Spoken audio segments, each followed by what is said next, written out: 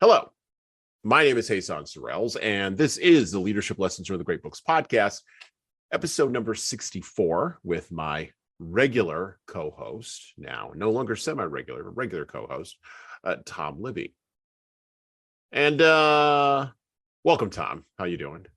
I'm doing fantastic. If you're not watching this on the video, it's kind of hard to express, but I'm already kind of like laughing a little bit here because I just think today's topic is we are either going to divide your audience dramatically between the haves and the rights and the wrongs and all this other stuff, or we're just going to be very entertaining for them. I haven't figured out which yet, but we're going to solve all the problems in the world in about the next hour and a half, which is about the only time we've got today.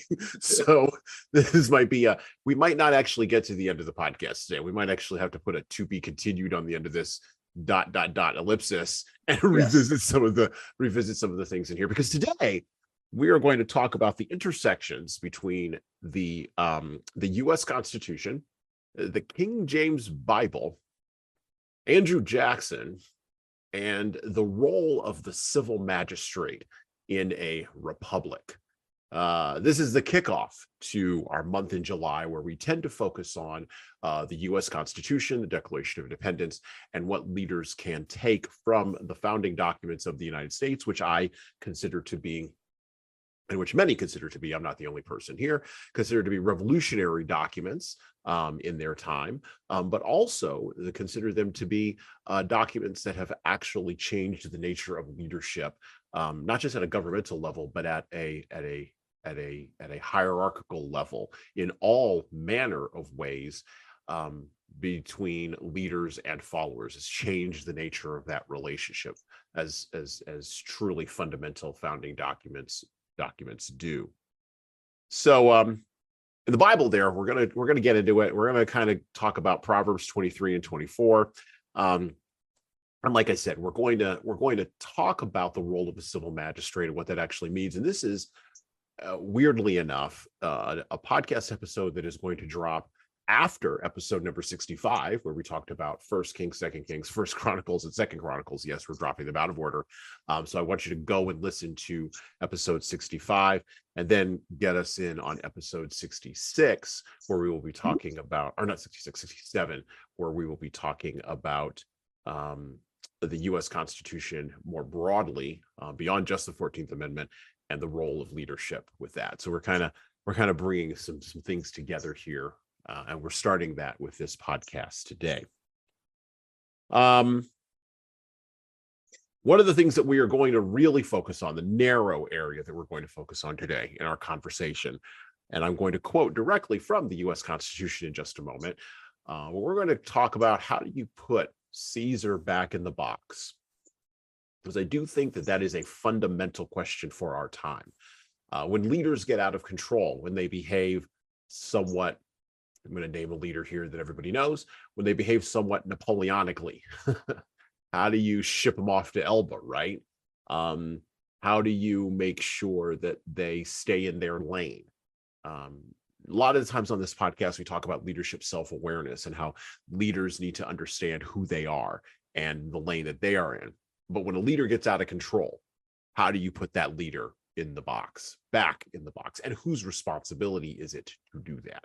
And there is no better example of the checks and balances that are placed on leaders, I think, in the world today than the contemporary and even the pre-contemporary United States of America. And I quote directly from the U.S. Constitution, the 14th Amendment, Section 1, which is really the only section you really need. All persons born or naturalized in the United States and subject to the jurisdiction thereof are citizens of the United States and of the state wherein they reside. No state shall make or enforce any law which shall abridge the privileges or immunities of citizens of the United States, nor shall any state deprive any person of life, liberty, or property without due process of law, nor deny to any person within its jurisdiction the equal protection of the laws. Close quote. From the U.S. Constitution, Section 1, the 14th Amendment. We are only a few days away from the celebration of Independence Day in the United States, the day that Thomas Jefferson, a noted deist, penned the famous words, "We hold these truths to be self-evident, that all men are created equal." Oddly enough, or maybe interestingly enough, 7 years later, on July 4th at 1863, at a place called Gettysburg, Northern troops from Massachusetts, most notably where Tom Libby hails from, led by Joseph Chamberlain, held the high ground at Gettysburg and probably preserved the Union. They and the Southern troops who opposed them finally preserved in blood the argument that Jefferson made in principle. And they did it in the mud of Pennsylvania. You know, it's really hard when you think about the Civil War to root for the quote unquote bad guys, but I'm that guy. And that's not to say I root for the South. And that's not even to say that I root for the Southern argument. The Southern argument was full of holes. But secession, acts of leaving, right, are radically enshrined in the Declaration of Independence as well. And we read from the 14th Amendment. Well, the 14th Amendment was specifically added to the Constitution after the Civil War because, quite frankly, African Americans in this country, the descendants of African slaves, were still underneath systems where they could be deprived of their life, their liberty, their property without due process of the law because they were believed to be less than. But let us not merely focus on race. There have been issues around this with class. There have been issues around this between men and women in our country. And of course, speaking of Andrew Jackson, there have been issues between those individuals who immigrated here and those individuals who really immigrated here. And so it's hard to make an argument for the opposite side, right? It's hard to make an argument for secession because in our time, the cause of the Southern troops today is merely labeled as treasonous and then placed in a box and forgotten or thrown away. And the arguments for Southern secession, the arguments that they made based on states' rights, are dismissed by the same people in our time. We even seek now to rename schools and monuments and tear down statues of the men who opposed the Northern troops in the Civil War. Matter of fact, in the town that I live in here in Texas, there is a statue of a general who was a battalion commander. The county is named after him, by the way, and he died at Gettysburg, like a lot of Southerners did. And I don't think he was fighting for slaves. Matter of fact, when you look into that guy's history, he didn't own one.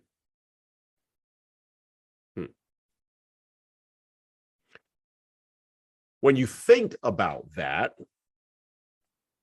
without emotion, which is really hard, there is no greater example in our country. The Civil War is no greater example of how far average people must be willing to strive to check the power of the civil magistrate, even if the civil magistrate is Abraham Lincoln, right?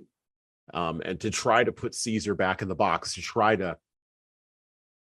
to contain leadership when it appears to be getting out of control. This is especially interesting in a country that ostensibly has a constitution and where Caesar serves a piece of paper in a republic rather than serving him or herself. We need more robust thinking in our time about these areas, and we need to drain some of the emotion from events that occurred over 170 years ago, knocking on the door of 200 years ago pretty soon here. We need to be able to drain emotion from those events, but we can't. And I think we can't because we are struggling at a human level inside of this republic we have built. We are struggling with the idea of how to ensure life, liberty, property, and due process of the law, while also acknowledging the reality of a hierarchical structure and of leaders that have egos, leaders that have hubris, leaders that have arrogance, and leaders that can sometimes get out of control. So, with all of that being said, the sort of ground being laid there, I already wound up Tom a little bit, told him where we're going today. But let's start off with that. Tom, does the enemy get a vote? Like, does the person opposing you, do they actually have a legitimate strain in their argument?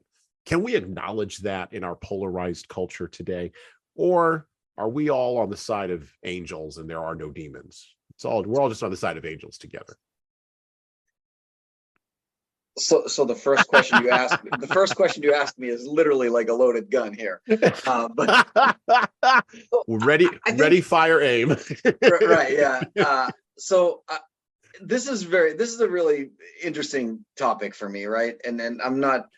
I think it's very interesting where you look at probably like the 70s and 80s, maybe early 90s, right, when our political landscape was a bit different, and in the sense that you could live in a state like Massachusetts and be a Republican and not worried about your house getting thrown eggs at every day, right? Where today, right. I know a lot of Republicans in the state of Massachusetts won't even admit they're Republican when they're in mixed crowds, like just because, you know, and just for those who don't know, if you don't know, Massachusetts is an extremely liberal state. I mean, we're probably one of the farthest left states that is in the country. Maybe us and California, I think, are probably the two.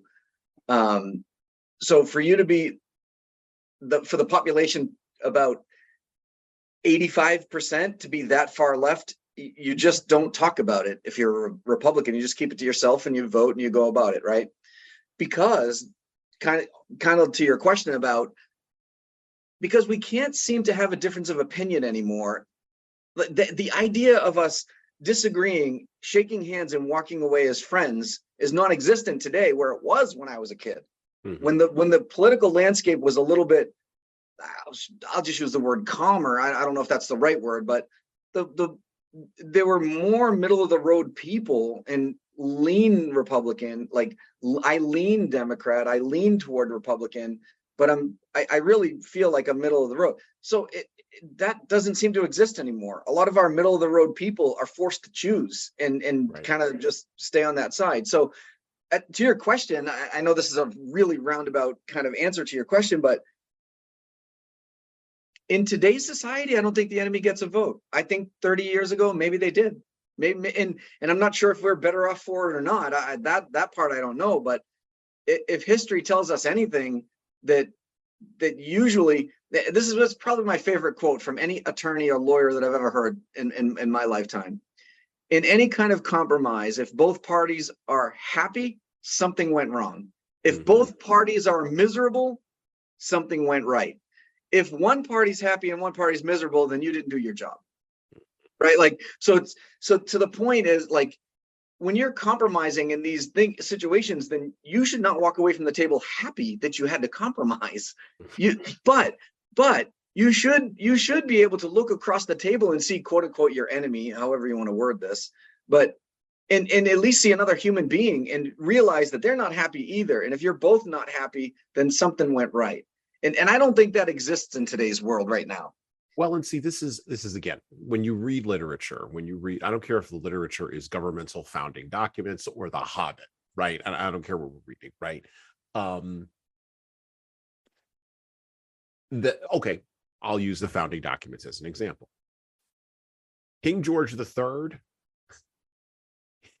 he thought he had a legitimate reason to hold the colonies of the United States, which was the United States at the time, but to hold the North American colonies in his grasp. He believed he had a legitimate argument. He got a vote. Jefferson lists in the Declaration of Independence, I know because we read it on the podcast, he lists all of the things that they are opposed to. And he even says in the text, we've sought redress. We've tried to fix this, right? We've tried to use the systems that we have in place, and we've been ignored. We've had all these responses and reactions. We've had escalation, and now we're done. We're out of the game. But at the end of it, he writes something that's very, very interesting. Basically says that we can be friends at the end of this. We just can't be in a relationship together anymore. It's the ultimate. It's the ultimate. It's not you, it's me. You, it's me. Yeah. I was thinking the same thing. Which, by the way, so there's one thing missing from your intro here too. You're talking about the documentation of the Constitution, its influence from the King James Bible, but Native Americans had a very strong influence into the founding principles of our country. Yep. And most people, I shouldn't say most people, I hope everybody knows this by now, but sometimes people, it's not really that common of knowledge, but the peoples, the indigenous people that were here used a very similar form of government than we have today. And by the way, the checks and balances were also there. It was just different, right? So you had a chief that gained too much power, and they thought that he needed to be knocked down a peg. It was actually done by the elder women. So the elder women would basically hold a private council session with the chief and be like, listen, either you cut this out or you're gone. We're going to replace you with somebody else. And the elder women had the authority to do that. So it was a council of elder women. But that check and balance kept even chiefs that Europeans were mistaking for kings and situations like that. They thought they had the same power that they were used to in Europe, but they didn't. And the way in which we communicated was very similar to what you see in Congress today, where we had talking sticks and talking feathers and things like that, where only one person's allowed to talk. So you can't overtalk somebody else that is holding that feather. There was councils divided, meaning not divided in arguments, but certain councils handled certain things. You'd have a council for war, a council for trade. You'd have a lot of these principles.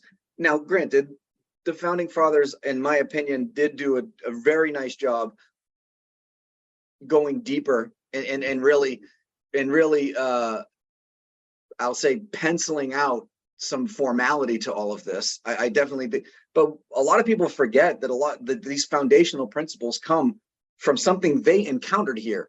This wasn't something they invented. It wasn't something that they saw. It was or something that they came up with. It was something that they saw and they were interacting with at the time. Well, and I only think it works. And one of our guests who we'll have on the podcast this month, DeRollo Nixon, he's a friend of the show. He's a lawyer, constitutional guy, very, very deeply well-read, good friend of the show. Had him on last year during the month of July to talk about the Constitution and, of course, the Federalist Papers, which were the arguments for the Constitution, right, and the Anti-Federalist Papers, which were the arguments against. One of the points that DeRollo makes is that you would not have had the Constitution and you would not have had that understanding of what they were seeing in the Iroquois Confederation and in other places, which is what you're talking about. You wouldn't have had that understanding from the founding fathers and from the people who came before them, who, when they showed up, they recognized this, without having an understanding of the Magna Carta coming in, right? Yeah. And so they brought that idea that, and this is a radically revolutionary idea, and this is why I use the term Caesar. For the vast majority of human history, leaders are leaders. They have all the power. They're the monarch. They do what they want. What is it the Greeks used to say? The strong do what they will and the weak suffer what they must. Yeah. And that's it, right? Raw power. Except even in those times, the raw power didn't work. But let's just take that as a broad brush generality of leadership in human history. The Magna Carta is the first time, and there might have been times in China, there might have been times in India, but those times either are not recorded or are not known to us in the West. I'm sure the Western world wasn't the only, we're the only human beings that came up with this idea. So I'm going to put that caveat around it. But in the West, the Magna Carta is the first time where elements of the Bible come in and they are looked at and that divine right of kings thing is checked, and the monarch is told both by the church and by average people, you need to go back in a box, buddy. You're way too far out of the boundaries. Well, and then the principle of that you are not above the law. Like if you Right. create the law, you have to. It's the practice what you preach kind of situation, right? Right. So, yeah. Like, yeah. Even I am not above the law. I mean, there are rules even on this show. Even I am not above the rules. Now, sometimes leaders will use that to hide in bureaucratic laziness. You get a lot of that. So if you go and you're interacting with a civil structure, particularly a civil service structure, this happens in Texas. I know for sure it happens in Massachusetts and every other state I've ever lived in. But you go and you ask for a bureaucrat to do something for you, and they will hide behind that. Even I'm not above. I can't. It's not my job. Not my job. Or my personal favorite is, what are you going to do? It's the rules. And you go, you made them. You 1,000 years. Yeah. So that could be both a cudgel and an escape, all at the same time. But that idea, that core idea that there should be rules and that the king or Caesar is not above the box that they've constructed for everybody else, is what then leads to this idea in the 14th Amendment of equal protection. Yeah, go ahead. Well, no, I was just going to say that the thing I find interesting, you referenced the Magna Carta, was that 1215, right? Yeah, 1215, 1220, yeah. And so you referenced the Magna Carta that says you're not above the law, but back then when they wrote the law was the law. There was nothing to challenge it. Whereas again, with our founding fathers, they had the foresight to say, even the laws are not above the law. Meaning, just because we write it into law doesn't mean that somebody else shouldn't be able to challenge it and make sure that it makes sense for the people. Right. Hence the Supreme Court. Like we don't have to talk about them right now, but because God only knows that they're fallible and amongst themselves. But we don't have to talk about that. We're going to hit that on another episode in a later date. But the idea, the concept anyway, makes perfect sense. That says, if we write this law and it doesn't make sense for the people have an avenue in which to challenge the law, because the law itself is not above the law. Like that whole concept, again, it was just brilliant at the time. And they put in paper and put in practice and in principle and in writing what they were witnessing. Right. So that was the one difference. Right. So us as a people, and for those of you who don't know, I am Native, so I can speak to this a lot deeper if you ever want to. But we didn't write this stuff down. We didn't have that mechanism in place. It was such traditionalized that it was embedded in our culture, so that we just did it. It was like we just did it and we acted on it, and it was never. But we had the same thing. We had the same idea or concept of, just because somebody makes a rule, or just because the rule is today, doesn't mean that rule is going to be different tomorrow, or doesn't mean that it can't be. The rules are there. Things are there to adapt and proceed with you. And we knew that our population was growing, and we were marrying out. Even our sphere of influence was changing based on where our daughters went, where our sons went. So it had to change with that, right? So we already knew all that, but we didn't write it down. And our founding fathers did a good job. That I give them at least a little credit for that. When it came to us, I give them a little credit when the fact that they actually, they put to pen and paper what we were doing in practice and traditionalizing, that they put it into real practice, like into real pen and paper. But well, speaking of interpretation, the 14th Amendment specifically, by the way. Yeah. So do you? I just want to make sure that your listeners know that the 14th Amendment did not apply to us. And there is a Section 3 in there where doesn't matter. We weren't considered citizens until 1924 with the Indian Citizen Act, right? Oh, let's get into that. All right. No. We're going to get into that right now, because I have a piece that I would like to read to you here. Common Interpretation of the 14th Amendment from the National Constitution Center by Brian T. Fitzpatrick and Theodore M. Shaw. And by the way, we'll have links to the National Constitution Center. We'll have links to all of this stuff, all these references that we are making in the show notes below the player for this episode. So, from the National Constitution Center, a common interpretation of the 14th Amendment. They're going to hit on some of this, Tom. You're going to love this.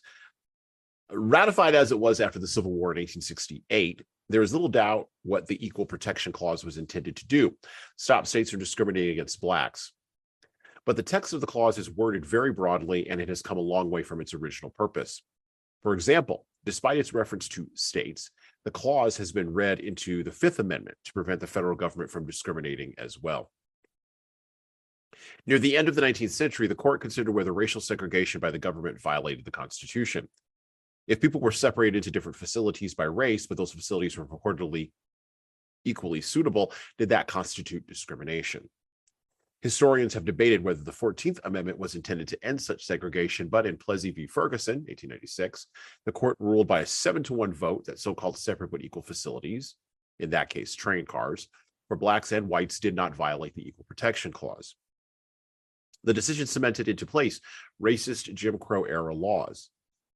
In a famous dissent, Justice John Marshall Harlan disagreed, stating, quote, "Our Constitution is colorblind," unquote. Plessy remained the law of the land until 1954, when it was overruled in Brown versus Board of Education. The Supreme Court unanimously overruled the reasoning of Plessy and held that separate schools for Blacks and whites violated the Equal Protection Clause. Brown was a decisive turning point in a decades-long struggle to dismantle governmentally imposed segregation, not only in schools, but throughout American society. Brown was a turning point, but it was not the end of the struggle. For example, it was not until 1967 in Loving versus Virginia that the Supreme Court held that laws prohibiting interracial marriages violated equal protection. Although the original purpose was to protect Blacks from discrimination, the broad wording has led the Supreme Court to hold that all racial discrimination, Pache Tom's point here, including against whites, Hispanics, Asians, and Native Americans, is constitutionally suspect. These holdings have led to an ongoing debate for the last several decades over whether it is unconstitutional for governments to consider the race of Blacks, Hispanics, and Native Americans as a positive factor in university admissions, employment, and government contracting. We will address this question in our separate statements. The Supreme Court has also used the Equal Protection Clause to prohibit discrimination on other bases besides race. Most laws are assessed under so-called rational basis scrutiny. Here, any plausible and legitimate reason for the discrimination is sufficient to render it constitutional. But laws that rely on so-called suspect classifications are assessed under heightened scrutiny. Here, the government must have important or compelling reasons to justify the discrimination, and the discrimination must be carefully tailored to serve those reasons. What types of classifications are suspect? In light of the history of the Equal Protection Clause, it is no surprise that race and national origin are suspect classifications, but the court has also held that gender, immigration status, and wedlock status at birth qualify as suspect classifications. The court has rejected arguments that age and poverty should be elevated to suspect classifications. One of the greatest controversies regarding the Equal Protection Clause today is whether the court should find that sexual orientation is a suspect classification. In its recent same-sex marriage opinion, Obergefell versus Hodges, that was 2015, the court suggested that discrimination against gays and lesbians can violate the Equal Protection Clause, but the court did not decide what level of scrutiny should apply, leaving this question for another day. Like many constitutional provisions, the Equal Protection Clause continues to be in flux. Close quote. Now we are recording this in July of 2023, where, and we got to frame this, the Supreme Court recently struck down affirmative action as a factor in admission to higher education institutions. We will cover that issue in a separate podcast later on. We're not going to cover that today. That's way, as Tom was saying earlier, that's way too broad, and I don't want to delve that deeply into the Supreme Court on this podcast today. Instead, I want to make a point here. The Equal Protection Clause continues to be in flux, just like all of the other clauses in the Constitution are in flux. And this is because the tension between the words of the Declaration of Independence and the facts of the reality of the dynamics between people of different races, different classes, and different abilities has always been hard to navigate in a country as bold as the United States. This is a bold experiment, and we don't often Well, it's really hard to understand how strange it is in other people's houses if you don't go live there. All you see when you're in your own house is the mess that you're surrounded by. You don't see how special it is. To hold the truths that were stated in the Declaration of Independence as being self-evident, to hold these truths as being something to fight and die for, we must be able to acknowledge, and this is something huge, a creator who is eternal, transcendent, and probably more moral than us. Not probably, more moral than us, and will give us justice, by the way. And the civil magistrate in our system, our republic, such as it were, must acknowledge and be humble in the face of that creator. We just talked about the Magna Carta. That was huge, right? And when the government, established by flawed people, no longer acknowledges a transcendent creator in action, forget the lip service of words, which is what many folks in our country are worried about today, that government is well on its way to becoming tyrannical. Because when there's nobody higher than Caesar, or there's nobody higher than the magistrate, what have you got? And that tension between the reality of what is actually being walked out on the ground and the vision of the United States may be too great, maybe too hard, maybe too hard, too tight for leaders to grasp and hold on to. This is also the spot where you get into the idea, and Tom sort of brought it up, and I want to explore this a little bit with him now, of the leader deciding what rules he's going to follow and what ones he's not. So let's start there. If I'm leading people, forget a country, that's too complicated. There's 315 million people in this country. Let me go on record. I never want to be president, ever. Yeah. Same, by the way. Ever. Zero interest in that office. Now, mayor of a town, I could handle that. Look, mayor's a very easy job. You put up a light, people yell at you in the local diner, and you go home, and you're done. Like it's like the mayor of the town that I live in right now in Texas. I'll tell this small anecdote. So I was out last week with my wife and my youngest son, and we're having dinner or whatever. And the mayor of the town is in the restaurant, right? And he's sitting at the bar, he's drinking with whatever. It's fine, I don't care.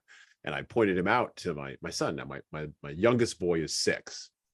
And so I pointed him out to him. I was like, "That's the mayor." Now there's a great book that I used to read to him when he was a little kid called Little Blue Truck. And inside of it's a rhyming book, of course. And inside of Little Blue Truck, there's a character called the mayor. And so like the Little Blue Truck goes to the town, and the mayor rides around the back of the Little Blue Truck and then stands up and gives a speech.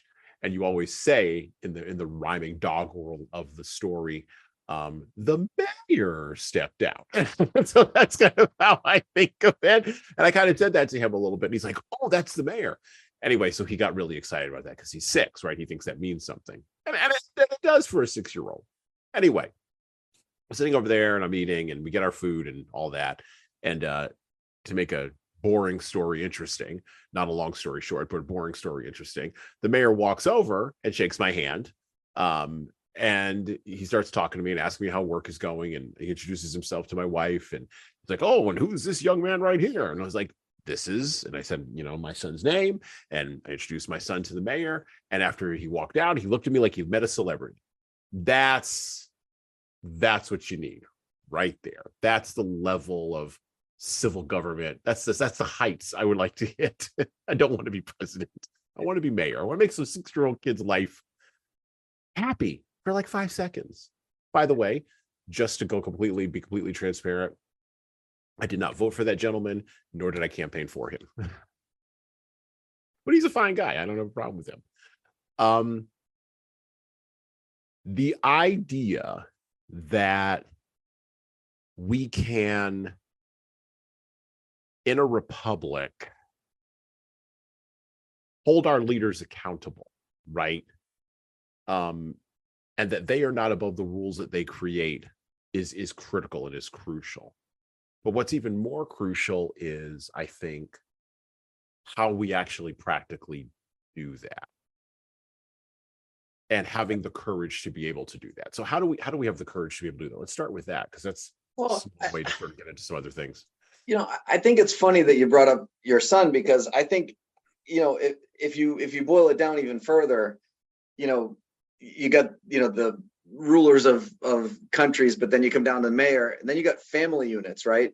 Right. So if you think about it, all the same rules apply, right? Like, right. I'm the dad, my wife's the mom, and we're not above the rules either, right? But every once in a while we break them. And if your kid calls you out on it, you better have a pretty damn good answer as to why you broke the rules. That's right. And then it gives you an opportunity to teach them that, again, like I said earlier, not every rule is established to be a permanent rule forever and ever and ever, till the end of human existence. So in the leadership roles, there are times where you simply have no choice, right? Like, you have a rule in your company that nobody pays an invoice on time, right? I don't know, I'm just making something up, right? So we have terms for a reason, and they give us 30 days, and I want you to pay it on the 31st day. I don't care whatever. And then the owner of the company comes in and goes, no, this bill needs to be paid like today, right now. But it says we have until the 30 more days to pay it. It doesn't matter, pay it right now. But you're going against your own rule. Pay it. I just need you to pay it right now. So if you're going to do that, like our founding fathers, you have to have just cause, right? You have to be able to refer to something that gives your employee the acknowledgement that they were right to challenge you, that they were right to ask you those questions, but you still need them to do it, and here's why.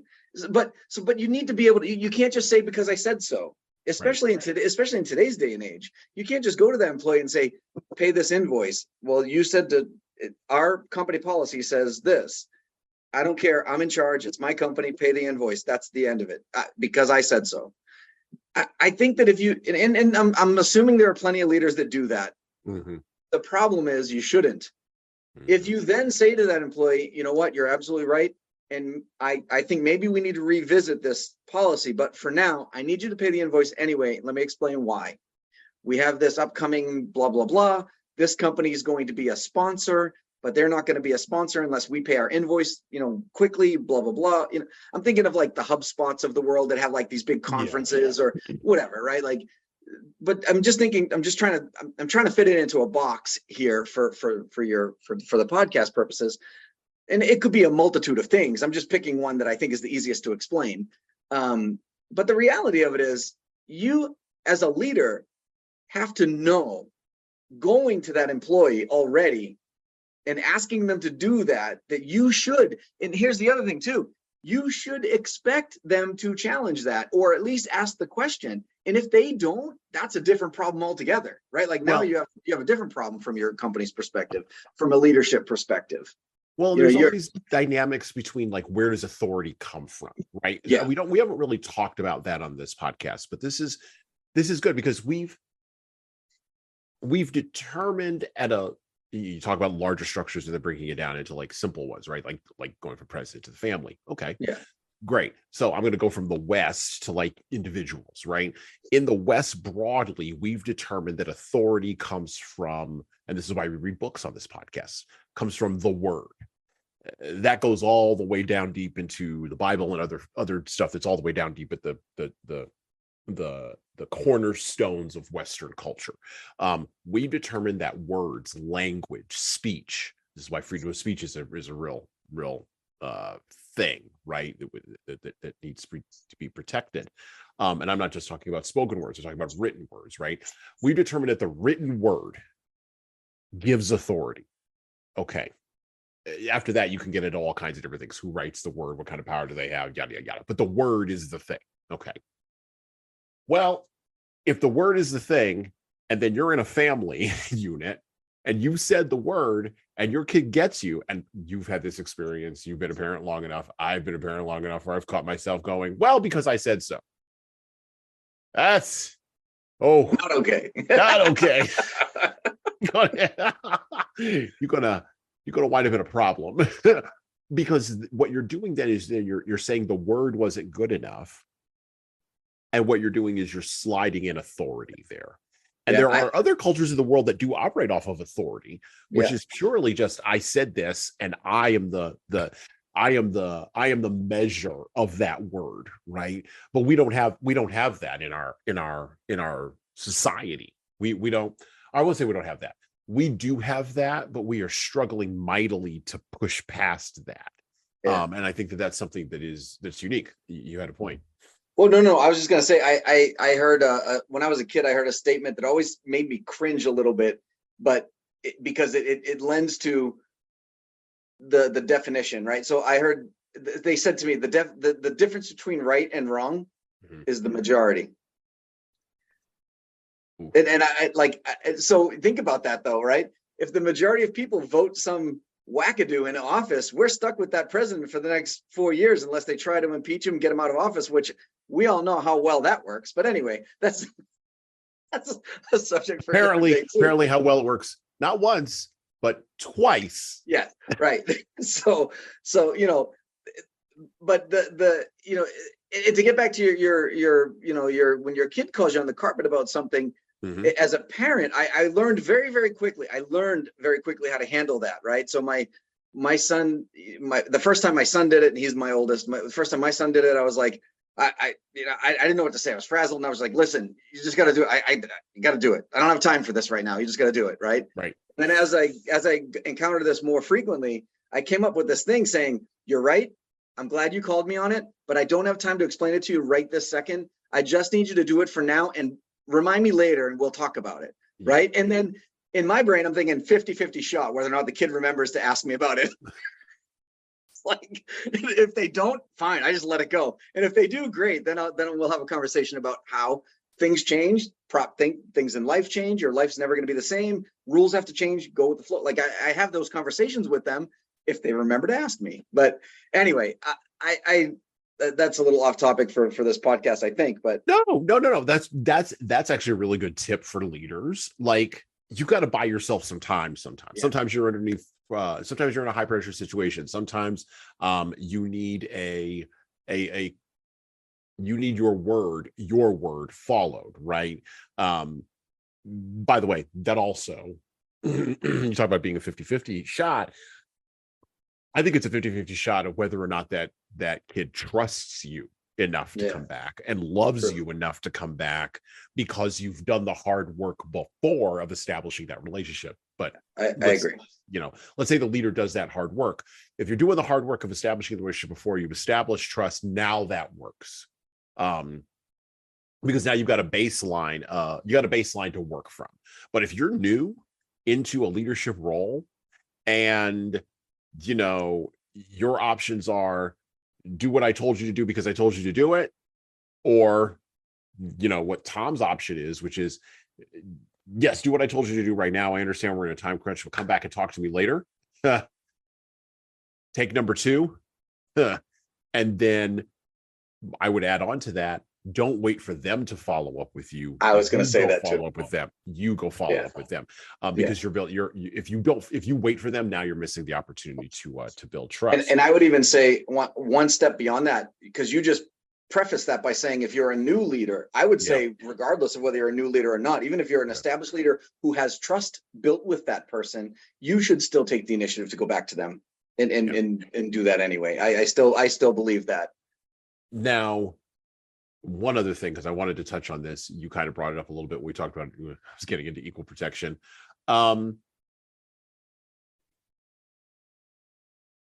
The U.S. Constitution begins with the statement, in order to form a more perfect union. I love that, by the way. More perfect. Not we are perfect. Not we're kind of sort of okay. Not, no, we're hanging out here. No. We're going to go towards more perfection. These guys knew how to set a vision, right? Yeah. And by the way, knew how to set a vision, understanding the fallibility of human beings and the frailty of human beings, and the possibility that, to Benjamin Franklin's point, after the Declaration of Independence came out, when he was asked by someone very famous quote, or no, it was a Declaration. No, it was a Constitution. After the arguments about the Constitution have been concluded in Philadelphia, when asked by somebody, what is it that you've got? He said, well, we've got a republic if we can keep it. They didn't think the experiment was going to hold together. They'd be, and I've held this position for many, many years. I think Jefferson, Hamilton, Franklin, Washington, I think all those old boys, they'd be shocked that we got as far as we did. I agree with that. I think one thing again you're missing there was the predecessor, right? The Constitutional Congress. They thought that was all right. They actually thought that people were going to just gravitate back toward that. Right. So exactly. That's why they thought this experiment was going to fail, because they thought they already had it right. Right. Exactly. As we know, they didn't. They didn't. Well, they did now. The forward thinking. But I think that we are also in this spot where, and we'll talk about this a little bit later on in the podcast towards the end of our show today. But I think we're in this spot where we're at the beginning of a third founding, I think. And it's taken me a long time to kind of get to this idea, because we're in one of those 80-year transitional moments that happens every 80 years in our country, where all the political parties talk about being in Massachusetts, and there's only like 15% of you who are Republicans and 85% of you who are Democrats. We're in the midst of a transitional shift. The political parties are shifting around. The culture is shifting around. I see the two most recent Supreme Court decisions, and it's not just those two. It's a whole series of Supreme Court decisions going back at least 10 to 15 years now, where I think we are the generation, and I've actually been talking about this with a couple of people. We are the generation, I think, not the one that will see the next turn. We won't live that long, but we're laying the foundation for that next turn to work. And that's kind of one of the reasons why I do this podcast in the way that I do it. It's why I read these books and talk about this with Tom in the way that I do, and other guest co-hosts on the show, because I do think that we're the generation that lays that foundation. I think we're in the midst of that right now. I could feel something shifting around in the cultural zeitgeist, and it might just be my own delusion. I'll grant you that. It might very well be that I might be delusional. Everything might be going off the rails, and we might be entirely going off the cliff, but I don't think so. I think there's been something that's unstated that's going on in our culture right now, that we're kind of making a decision about which direction we're going to go. And it's 315 million people. And to Tom's point about equal protection, so I want to close this loop on here because I want to get his comments on this. Equal protection means equal protection. We didn't get this right from the founding. By the way, in the Anti-Federalist Papers, they knew they screwed up on the slavery thing. They knew. They were not under any illusions that they had somehow solved this problem. They just thought, this is a fight we can't have right now, so we're going to push it off for another day. Not maybe human beings will get better, not maybe we'll be less fallible. We'll push it off for another day. And at some point, we're going to have it. Matter of fact, one person in the Anti-Federalist Papers, he says, it was a judge. He says, basically, God deals out judgment and justice to nations, because that's who God does that. Human beings don't do that. God does that. God deals out justice to nations, and he will deal out justice to us for this. And apparently, all of the Southern reps at the Constitutional Convention basically sat mute. Interesting. Okay, they're like, oh, okay, yeah, it probably will happen that way. That's acceptance, though, right? They're like, right? Yeah. They're like, yeah, you're right, but we don't care. Yeah, we don't care. Like, what are you going to do? What are you going to do? Let us go? We're going to go right back to England then, like South Carolina, North Carolina, the Carolinas would have gone back. They would have taken Virginia with them, which at the time, talk about Massachusetts, Virginia and Massachusetts were the two sort of, and that was back when Massachusetts was more connected to Maine, but they were the two kind of this giant lodestone, sort of twin pillars, right? Which is why it's interesting that Joshua Chamberlain holds a little round top at Gettysburg, um, against the hordes from, interestingly enough, Texas. Interesting. Those Texas boys charged that hill multiple times. Yes, they did. And they didn't get to the top of it. But it was a miracle because his left flank almost entirely completely collapsed. So, and if it had been, perhaps this conversation would be happening in a totally different environment. Equal protection. You like you said, you're an advocate for Native American rights and Native American justice. Obviously, there are strong feelings about this. I'm an African American guy, right? I'm a black guy. We're a black guy and a Native American guy having this conversation. So, both, by the way, not knocking the country, but in praise of the country, right? How do we as minorities navigate this tension? Because that's always the thing. It's that 49%, right? The ones who aren't the 51%, the ones who didn't get recognized, right? The ones who weren't maybe necessarily in the original promise. Martin Luther King Jr. talks about this too, but I'd be curious to know how do you navigate that tension as a leader, or how do you navigate that tension just in thinking about these issues? Yikes. Well, that's the second loaded gun I had you during the episode today. Well, so here's an interesting thing, right? Like, so you might understand this better if I do it this way, right? So, okay. One of the things that I get very frustrated with, and for those of you who are listening to here, you can't see, but if you're watching the podcast on the video, you can see that in the Native community, I am what we call past for white. Right. So if you didn't know any better and you walked by me on the street, you would just assume I was some Anglo-Saxon, whatever. Right. I don't even know, because quite honestly, I can't compare myself to other people and say I look Italian or Irish or English or Scottish or whatever. Honestly, I have no idea. Yeah. I would take your word for it. If you said I looked more Irish than English or English than French or whatever, I'd be like, OK, because I really don't care. Right. But what I get frustrated on is when I have the conversation with people and before they know I am of Native descent, mm-hmm. and we're talking, for some reason, somehow I get into conversations about Native either culture or law or whatever before the topic of who I am even comes up. Mm-hmm. And eventually they stop me and they go, well, why is this so important to you? And I go, oh, I probably should have mentioned, I'm Native. And they go, oh, really? Like they really get puzzled when they look at me and they say that. And I go, why would you question that? I don't understand. Why are we the only race in our country that get questioned about the validity of who we are? We're the only ones. If you turned to somebody and said, well, I'm Dominican, they'd be like, oh, okay. If you said, I'm half Mexican and half Nigerian, they'd go, okay.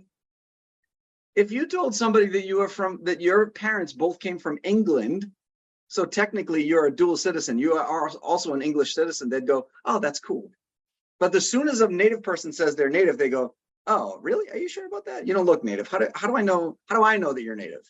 And right. It really baffles me about this, number one. Number two, so I try to explain this to people in the best way I can, which is your assumptions of what Native people are or are not, or what they look like and what they do not look like, are simply based on preconceived notions. My guess is from Hollywood, right? Mm-hmm. Because at some point back in the early days of Hollywood, Native people we didn't even play ourselves in movies, right? We were being played by Italians and the spaghetti westerns and all that other stuff. Somebody had the foresight to say, hey, here's an idea. Why don't we just go get some Native people and let them play Native roles? But what ended up happening was they got the same Native people to play every role in the Native community, which means the guy who played a Navajo code talker is the same guy that's playing Squanto, which is up here in the Northeast in Massachusetts. So now we're just assuming that every Native looked like Squanto and the Navajo code talker. They all look like that. And the reality of it was, and I tell people this all the time, I ask people, this is my favorite part. So let me get this straight. Your concept or your idea is somebody that lived for thousands of years here in the Northeast looks the same way as somebody who lived for thousands of years in the Southwest desert. do you have the same idea or concept of Africa? Because if you look at the continent of Africa, people that live in the northern parts of Africa do not look the same as the people who look in the central parts of Africa or the southern parts of Africa. Mm-hmm. There's skin tone differences. There's facial feature differences. They're just not the same people. Mm-hmm. We come to that conclusion. We understand that and we accept that, but we don't here in the U.S. Mm-hmm. For some strange reason, we just have a hard time. Now, mind you, my people come from here in the Northeast. Southeastern Canada, northeastern United States, we had pretty light skin. We were covered 9 months out of the year because it was cold. Like, and by the way, we had just recently had an ice age. So, right. Yeah. So our skin tones were not the same as the tones that you see in the Southwest, which were a little bit darker, a little bit more bronzed. Again, if you take the continent of Africa into consideration. So I say all that because I think that we get discriminated on without people even realizing it. Like when people treat me as if they just see me, I don't like that. I don't like the fact that, and you can talk about whatever, privilege and whatever. And they're like, because I've actually had people say to me, well, what do you care? It benefits you, right? It benefits you that people treat you white or that you look white or whatever. And I go, au contraire, mon frère. Like, no, it doesn't benefit me the way that I want to be treated. It doesn't benefit me to be treated differently than my expectation is, or to be treated different. I just don't, I don't like it. Right. Mm-hmm. So to your protection under the law thing, you're not supposed to see the Lady Liberty is blind or Lady Justice is blind. Right. Like we're not supposed to see any of this stuff. So why does it still matter? But it does. It still matters. And not only does it matter to us from that perspective, but I referenced this earlier here, that the 14th Amendment didn't do anything for us. Right. Like it didn't do anything for us because we were not naturalized and we were not considered U.S. citizens until 1924, which I also find funny, by the way, because in 1924 they said, "Oh, we're gonna say that you're citizens, but we're not gonna. We want you to be U.S. citizens. So everything that makes you native, we're gonna take away from you, i.e., the Carlisle schools and the boarding schools and all that other stuff." Things like General Sheridan saying the only good Indian is a dead Indian, or other people saying, to save the man, you have to kill the Indian. There's all kinds of stuff out there like that. It wasn't until 1964 with the Native American Bill of Rights Act that we got some of those same freedoms, freedom of speech, freedom to due process, all that stuff came in 1964. By the way, one that was excluded in that was the freedom of religion that didn't come until 1978. So we weren't even allowed to practice our own religion until 1978. So this ties into that whole like more perfect union, because you can go minority group by minority group by minority group in this country, and there is a litany of, to paraphrase from the Declaration of Independence, usurpations and abuses that have been foisted on minority group after minority group after minority group in our country. And yet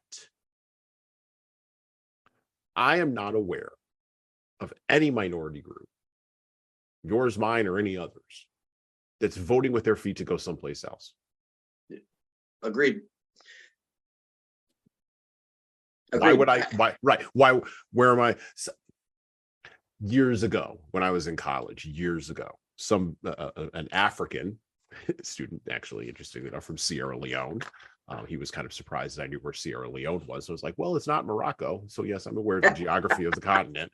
By the way, Africans, they have the same problem that you've got. they have this, oh my God, they'll say, you get people from Liberia and they'll yell about how they're not South African or Kenyan. Like they're like, every single person in Hollywood is Kenyan. Like, but that's not me. Like, give me a break. Or Nigerians. I was saying Nigerian too. Nigerians. Oh, don't get me started.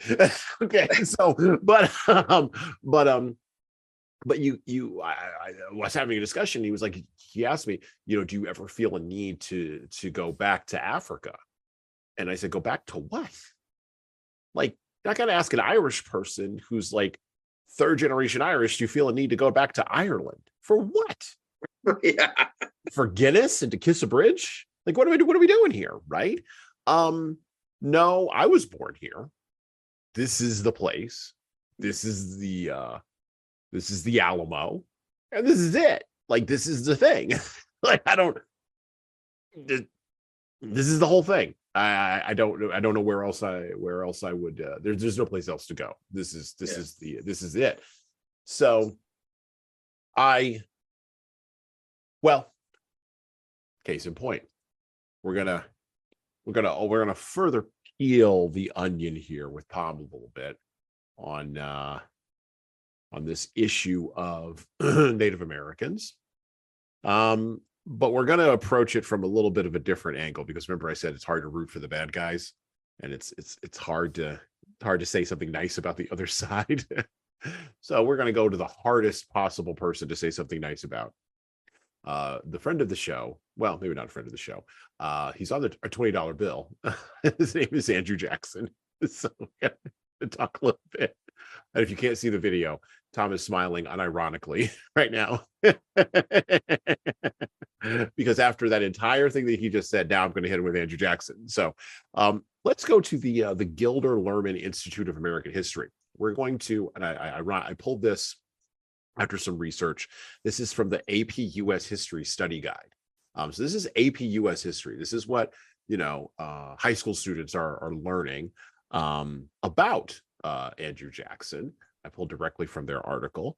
This is written by Matthew Warshaw. He was a professor of history at Central Connecticut State University and author of Andrew Jackson in Context, published in 2009, and Andrew Jackson and the Politics of Martial Law, Nationalism, Civil Liberties, and Partisanship, 2006. And I quote directly from Matthew Warshaw. In 1860, biographer James Parton concluded that Andrew Jackson was, quote, a most law-defying, law-obeying citizen, unquote. Such a statement is obviously contradictory, yet it accurately captures the essence of the famous or infamous Jackson. Without question, the seventh president was a man of contradictions. To this day, historians have been unable to arrive at accepted conclusions about his character or impact on the nation. Was he, as Robert Remini has argued across the pages of more than a dozen books, the great leader and symbol of a burgeoning mass democracy? Or was Jackson merely a vainglorious bully with no vision for the nation, reacting in response to his own sensitive pride, as Andrew Burstein and others have insisted? There is much that one can look at in Jackson's life when attempting to arrive at conclusions. In particular, his relationship with the law and Constitution offers a significant window into his worldview.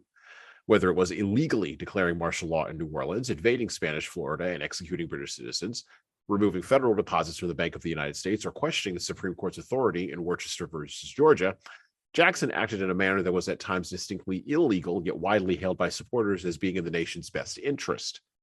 And before we conclude that this support was partisan banter bestowed by his own Democratic Party, we must remember that historians and legal scholars to this day have wrestled with the larger ideological and constitutional meaning of Jackson's beliefs and actions.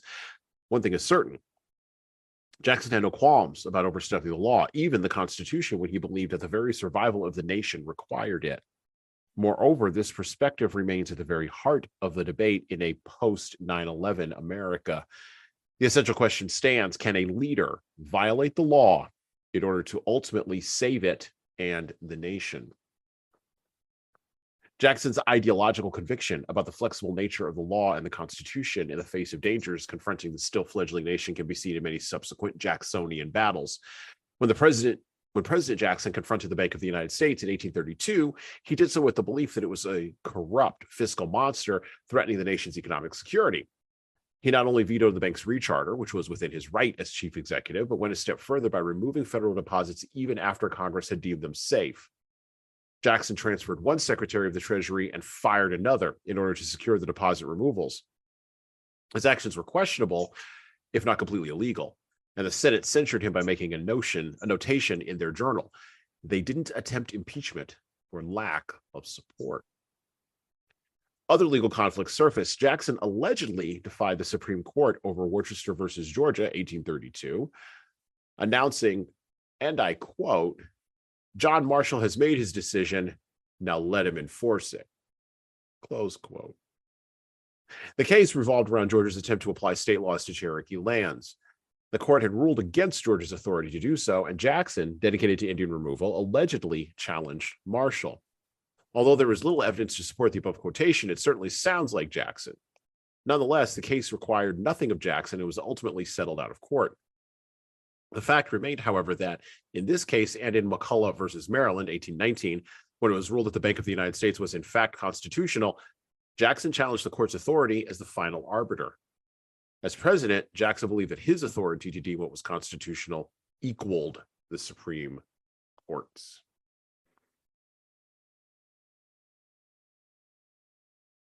There's a couple of core things in there. And like I said, I'm poking Tom on this a little bit. This may be the first departure on the podcast that we have. I think Jackson was a flawed man, just like anybody else. I think that he was a human being, just like anybody else. I think he had his good days, and I think he had his bad days, and I think he probably had more bad days than good days. I also think that he was a man of his time. He was not a man of 2023. He was a man of the 19th century. The core question here, which is raised in this piece about Jackson, is, can a leader violate the law in order to ultimately save it and the nation? Does a president in our system, does the executive have a right, or should the executive have the temerity to tell the Supreme Court where to go if they don't want to do something? We haven't never resolved this tension. And to Tom's point, the issues that were brought up in Worcester v. Georgia that specifically related to Georgia's attempt to apply state law to Cherokee lands could have been resolved by presidents before Jackson, but the can was kicked down the road until it eventually met an immovable object known as Andrew Jackson's will. We live under the Constitution. We don't live under a monarchy. But sometimes we have leaders who behave as if they were monarchs, from mayors and governors to legislators and presidents. The civil magistrate under the Republican form of government has the right to choose to ignore the leader, follow the leader, or even, in the case of the South, rebel against the leader. I'm not going to ask Tom, what should we think about Jackson? I think he's going to tell us that anyway. Instead, what I'm going to do is ask Tom, how do you put a leader like in the Jacksonian mold? How do you keep him in the box? How do you wrangle that guy? Because you talked about the Chiefs, right? I want to go back to this. I want to draw the parallel, right? So you talked about how the founding fathers borrowed the idea of a tripart government from Native American culture. Okay. How often did those chieftain women run across a chief who was just like, yeah, that's cute, and just walked away? I think you have to talk about some foundational things first, right? So Okay. again, you're talking, 1870-ish, 70, somewhere around there, 75, when Franklin took his cohorts up to the Haudenosaunee people. The Salagi down in the Carolinas and Georgia, you're talking 50 plus years later. I think there's some things you need to have your listeners understand, if they don't already, about that environment down there, right? Number one, which was, so Jackson was first elected in 1829, right? Yep. 1829 to 1837, I believe he served 2 terms. So in 1829, his first course of action was not to just go right after them, right? His first course of action, believe it or not, was relatively civil by comparison. He essentially dissected the Cherokee, the Salagi people, into 4 essential chiefhoods, and then convinced the chiefs of those 4 that their old ways weren't good enough, that they needed to act more like the government they were dealing with, so that they were, in principle, they were basically led to believe that that they could not operate that way anymore. Okay. Then they were convinced that the whole concept of land ownership, again, you got to remember, natives didn't have the same concept of land ownership until they did. And Jackson was the one who really pushed that onto the Salagi people. And well, it wasn't just the Salagi too, by the way. It was Choctaw and some of there was a couple other tribal affiliations that were in there. So I don't want to exclude them, especially if any of my brethren in arms are of those nations. So I do recognize it was not just the Salagi. So please forgive that part. But anyway, this particular case was specifically the Salagi that they divided into these 4 chiefhoods. Jackson convinced 3 of those chiefs to basically just give up and sell them the land and become, part of the cog and all that other stuff. That's part of what Worcester v. Georgia was about. Not all of it, but part of it, which was we should not have enforced this land ownership on them, and we're basically forcing our ways and thoughts onto them. And Jackson was like, well, this is the way we're doing it, because this is now part of the United States. Because if you remember, at that time they had already moved a little bit westward. Yep. So it was like assimilate or die kind of mentality. But Jackson didn't present it that way, right? Jackson presented it in a way that said, we're going to make them feel like they're part of us, and then we're going to push them out because we're going to just take the land, and we're going to give them fair market value. We're going to do the whole eminent domain thing, and like there was all this it was like a monopoly, like a monopoly chessboard. It was like monopoly, but not like there was not payment, but not. And then so now the Salagi are split today into 2 bands. You have the Western band Cherokee that are in Oklahoma. That's where the Removal Act was putting them. But you have the Eastern band Cherokee that stayed in North Carolina. They basically said, you want us, come get us. You want to take us off our land, you come get us off our land. They pulled an Andrew Jackson on him. They said, yeah, that's all well and good that you think you want to do this. Now come get us. And he just couldn't. He couldn't muster the support, the strength, the physical, ineptitude that it would have taken to remove them from the hills of North Carolina, because, well, let's face it, they knew the hills better than they did. They were never going to catch them. They were never going to grab them, move them, whatever. So they just gave up after a certain amount of time. I believe it was 1850 where they just said, forget it. We're just going to leave them be where they were, which is essentially when that whole Trilatiers movement ended, was 1850, right? So it went from, it signed 1830. It was not really enforced for a few years because of all the back and forth in courts and all that stuff.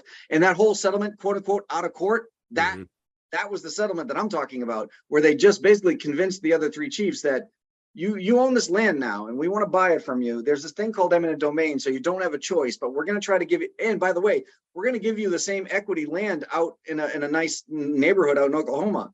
I know you haven't seen it, but trust us, it's really nice. It's Oklahoma. I mean, it's and oh, by the way, I don't want to knock any listeners from Oklahoma. By the way, it's a fine state. It's fine. Oh yeah. No, I like. I lived in Nebraska for a while, not Oklahoma, but to me, they're never mind. Anyway, so we've already irritated enough people in this podcast today. But then in the same breath, they were like, oh, and by the way, we're going to pick up some of your brethren on the way. So it's not just you. We're going to take the whole lot of you, and we're going to give you your own. This is going to be yours. It's going to be. He just basically bullied them into it. But that's what that's what the settlement was. Like that, So he wanted John Marshall to go ahead and, you said this was unconstitutional. Good luck to you to try to stop me from doing it anyway, because he knew he was going to do it. He knew he was going to be able to do it. He knew he was going to succeed in it. The part that I have a problem with too, and we could talk about Jackson more or whatever, but I still have a problem with the guy who comes after him has an opportunity to stop this nonsense, because John Marshall already said it was not constitutional, and he didn't. So Martin Van Buren just said, I'm just going to go with it. I'm just going to go with the flow. I'm just going to let it happen. It's already in process, so there's no point in stopping it. Like it's So this is, leaders do this all the time, though. You get a really strong personality, and don't get. I mean, I've read some things about Jackson, not deeply, but I've read some things about him. Guy was, I mean, well, let me put it to you this way. he was the kind of guy who would duel on a regular basis. Yeah. And he had no problem shooting another dude in the street. He was just going to take you out, right? So and I think people even of his time underestimated how much of a, I believe the modern term would be thug, how much of a thug he really was. Like they kind of, and it's sort of this dynamic of oh gosh, there was I was reading this is a long way around, but it doesn't matter. I was reading a review of a Charles, not a review, but I was reading the biographical sketch that was written about an author named Charles Portis, who wrote the book True Grit back in the day. Yeah. And he just recently passed away. And the person was describing, I got to look it up and find it, but the person was describing the character Matty Ross in True Grit.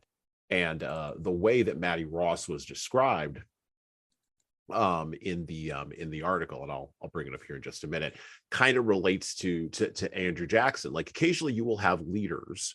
I think about leaders in fiction, right? Most notably, maybe the leader in the father in the show Secession, right? Which is really just King Lear, but in reverse, right? You'll have those leaders who are just so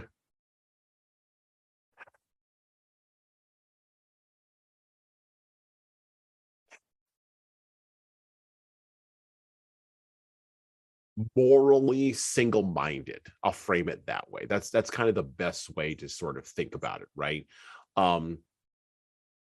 Morally single-minded, yeah. That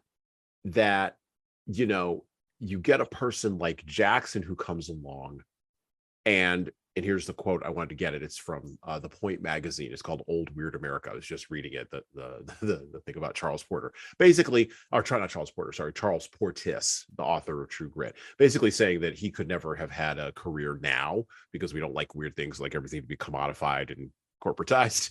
But the line in here that's really genuine that applies to Andrew Jackson is this. And he's describing Matty Ross. He says, Matty is an irresistible force in a world of pushovers who have mistaken themselves for immovable objects. Okay. That's a great line. That is a great line. And you think about it. That's Jackson. Like, we tend to think of people in the early 19th century in America as being rough and ready and pilgrim, but there were just as many weak people and pushovers there as there are now. And Jackson just realized that he was in a world full of pushovers for his time. And they think that they're immovable objects, like the Supreme Court. Like, he looked in Marshall's face and he took his measure and he found him wanting. He just did. And I think he did that to a lot of folks. But you do have strong leaders that are like that. Usually it's the founder, right? The Steve Jobs type, or even the Bill Gates type.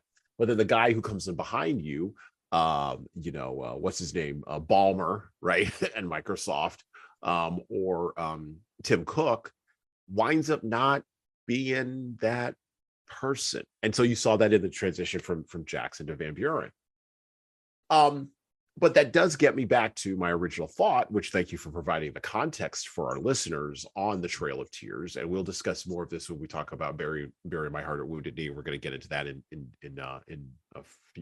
the upcoming months on the podcast. We're gonna read that a little bit further down the line, because I really do want to delve into that very, very deeply and pull some of that apart, because I do think it's valuable. There's valuable lessons for leaders in there. Plus, it's just history that doesn't get talked about nearly often enough. How do you keep a guy like that, who's that irresistible force? How do you build structure if they're not even going to pay attention to the word, right?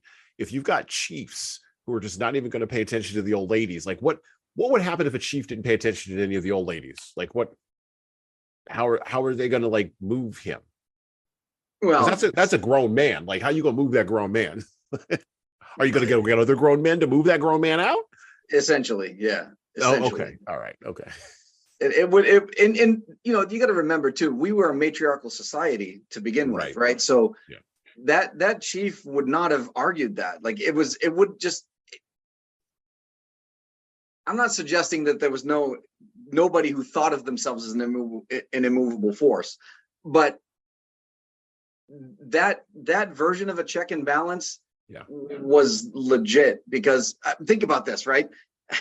If the women that are coming to you are your wife's mothers, or your wife's mother, your wife's aunt, if you have to go to sleep sometime, you're sleeping in the same bed as this one, like, I'm sorry, but I'm only gonna push so far with that scenario, because I want to wake up the next morning. Right. Like, I don't want to wake up saying "Et tu, Brute," whatever. Right, like, right. Which, by the way, Julius Caesar's wife did try to keep him from going to. Yes. From heading on down to the Senate there. But she knew. She knew.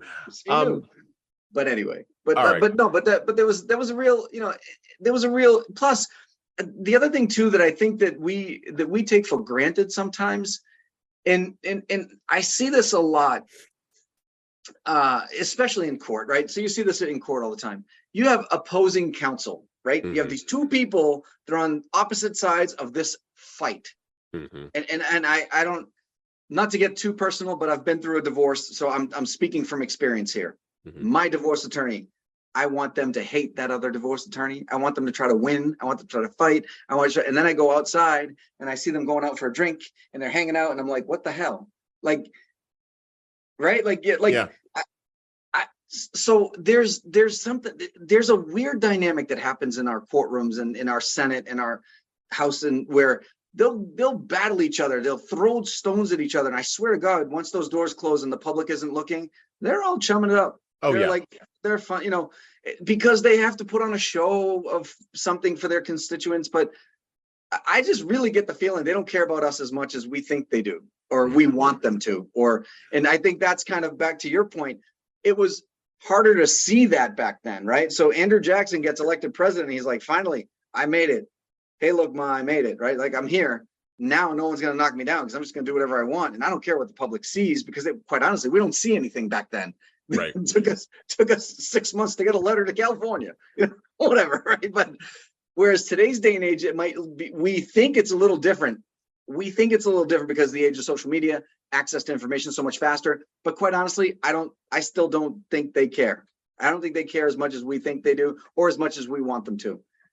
Well, and that's the separation between the politics of leadership and the actual act of leading. Yes. Right. Those are two separate things, which also must be separated from a third thing, which is the act of making law. Yeah. And we mix those three things up together, and we think that those three things are immovable objects. I'm going to close, or maybe put the ellipsis on this episode, because we're close. We're at the end here. I'm going to put an ellipsis on this episode. I'm going to put 3 dots at the end. And in going towards those 3 dots, I'm going to quote from Proverbs 23. Some wisdom, by the way, from one of the wisdom books in the Bible. 23:1, actually. When thou, I love the thous, when thou sittest to eat with a ruler, consider diligently what is before thee, and put a knife to thy throat, if thou be a man given to appetite. Be not desirous of his dainties, for they are deceitful meat. I think that's pretty good advice. And then Proverbs 24, verse 1.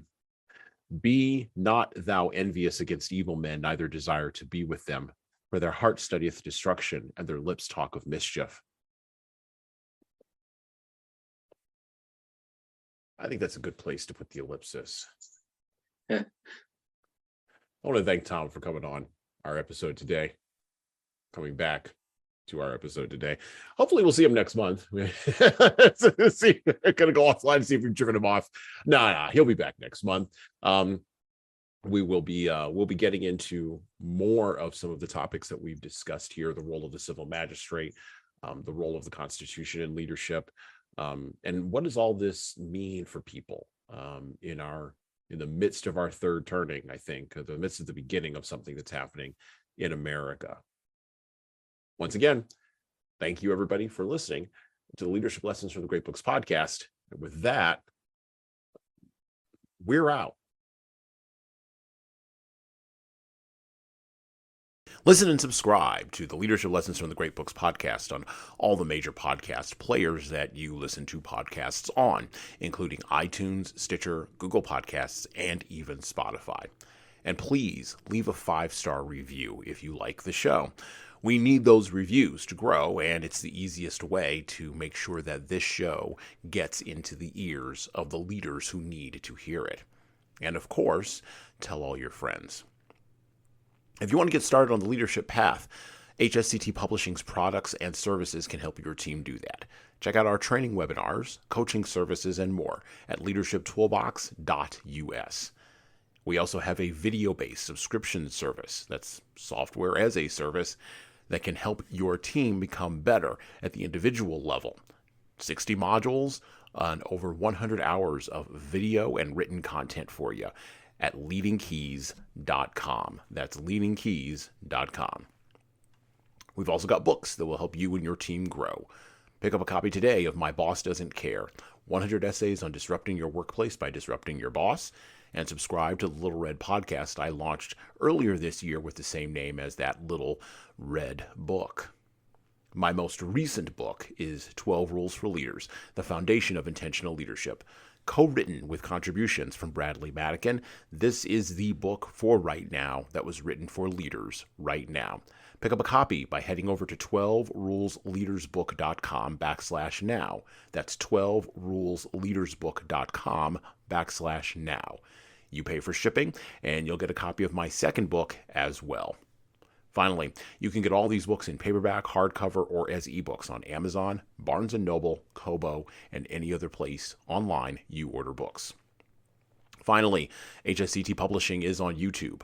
Like and subscribe to the video version of the Leadership Lessons for the Great Books podcast on the HSCT Publishing channel on YouTube. Just search for HSCT Publishing and hit the subscribe button. You'll get our weekly video updates, which is the video version of this podcast. And, of course, you're going to want to subscribe to my other podcast. That's right, I do more than one.